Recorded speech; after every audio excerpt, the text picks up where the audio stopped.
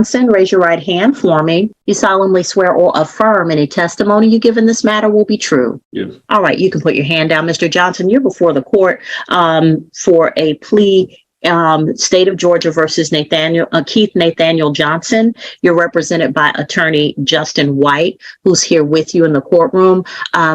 Mr. White, what is your client plea to the offenses before the court? 1, obstruction of an officer, 2, obstruction of an officer, and 4, criminal trespass. Your Honor, he's pleading to count, I guess it's 4 criminal trespass. The 2 obstructions are to be null pros, Your Honor. And he's pleading guilty. All right. So, Mr. Johnson, by entering a plea of guilt to criminal trespass, you give up the right to have a trial by jury or judge. You give up the right to have the state prove your guilt beyond a reasonable doubt. You give up innocence in your favor. You give up the right to confront witnesses, subpoena witnesses, present testimony and evidence on your behalf, to not incriminate yourself or present any testimony or evidence against yourself. And if you're not a United States citizen, a plea of guilty or no contest shall negatively impact your immigration status. Do you understand all of these things, sir? Yes. All right. Factual basis recommendation, please. Yes, Your Honor. On May the 7th, 2023, officers were dispatched to Jonesboro, Georgia, in Clayton County. Your Honor, the officers were dispatched because of a domestic disturbance. Your Honor, the officer indicated that the victims, who in this case were defendant's parent, called indicating that defendant was cursing them out. Your Honor, the officer indicated that the victims stated that whilst they were waiting for the officers to be present at the incident location, the defendant then locked the door, stood in front of the door, and locked his parents out of the house. Your Honor, when the officers arrived, the officers made contact with the defendant. The officers then requested defendant for ID. Defendant refused. The officers asked for defendant's name and date of birth. Defendant refused. Defendant then started acting aggressively towards the officers. The officers then proceeded to arrest defendant. Defendant stiffened his body to pull away from the officers, trying to avoid being handcuffed. Your Honor, that is the factual basis. The state recommendation will be counts 1 will be non-pros, counts 2 will be non-pros, counts 3 will be 12 months to serve 25 days. The balance will be suspended and do not return and stay away. All right. So, Mr. Kotoroki, make sure that the record is complete, that you have the address that they're to stay away from and the name of the victims who they're supposed to stay away from. So this is Mr. Johnson. Mr. White, on behalf of Mr. Johnson, do you have any concerns about his ability to enter into this plea? No, Your Honor. All right. And Mr. Kotoroki, did you want to provide that information? Yes, Your Honor. The first victim will be Mr. James Keith Johnson, and the second victim will be Miss Alana Johnson. White, anything else on behalf of Mr. Johnson? Your Honor, I just want to put on the record, Mr. Johnson has been in jail since May of this year. He's been in jail for a while. We did file the motions he originally pled not guilty back in June. Then we filed the motions. The motion was continued, I believe, 2 times, and it's kept being put on different calendars, hence why he's been in jail for such a long time. Based on some information he told me the last time I spoke with him, we just gone ahead and decided to enter a plea, Your Honor. All right. All right. So, Mr. Johnson, my apologies for the extended stay. The court is going to accept your plea. I'll sentence you to 12 months to serve 25 days credit for time served. Balance will be suspended as long as you do not go back to the incident location and that you do not have contact with the individuals listed for the remainder of the 12-month period. Okay. All right, you can go back with the sheriff's office and you should be released today if there's nothing else holding you. All right, who's the gentleman coming forward? Oh, Your Honor, the victims in Mr. Johnson's case are here. I believe they wish to speak. All right, let's hold Mr. Johnson up. Come on up, sir. Come on up. I'm James Keith Johnson, father of Keith Johnson. I do not feel threatened by him, and it's okay for him to return. All right, so Mr. Johnson, let's have a brief conversation. So how old is your son? Could you repeat? How old is your son? 27. Okay, and does he have any issues that the court should be aware of? No, ma'am. Okay, so no concerns for mental health or anything like that? No, ma'am. Okay, all right, so is he living separate from you? He's living with us. He's a resident there at 655 Washington Drive. Okay, what is the reason that he's living with you as a grown man? We was helping him out.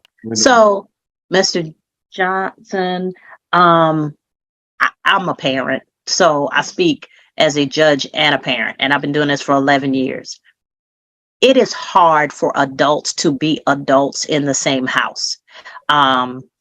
If somebody doesn't have skin in the game, then if they want to be an adult, but they ain't put nothing on it, it's very difficult, and that causes a lot of problems. And a lot of what I see when there's conflict between a parent and an adult child is a parent thinking that they're helping an adult child when really you're breaking their wings, because until somebody gets out in the world and learns what they need to do to go forward in the world and be successful, then any attempt to help them really is a hindrance.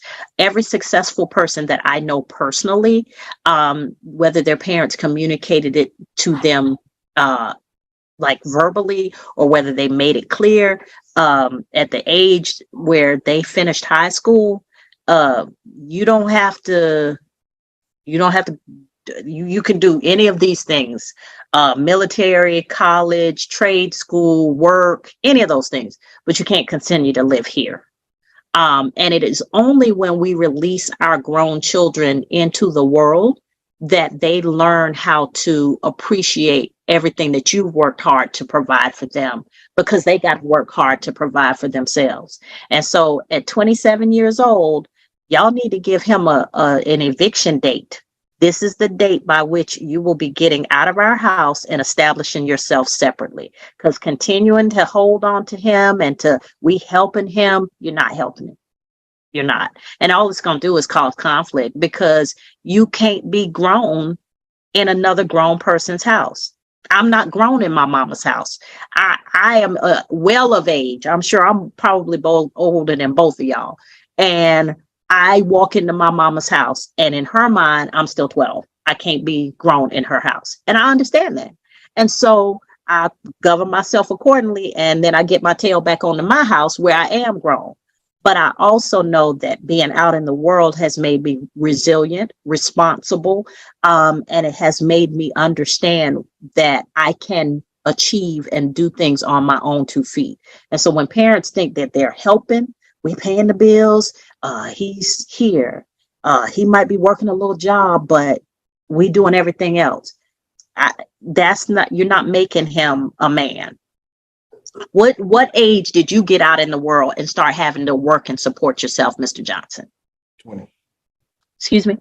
20, ma'am. 20. Okay, so why are you holding your son back from experiencing what you experienced? We're working on setting him free. No, because you're actually handicapping him, and I'm just gonna tell you.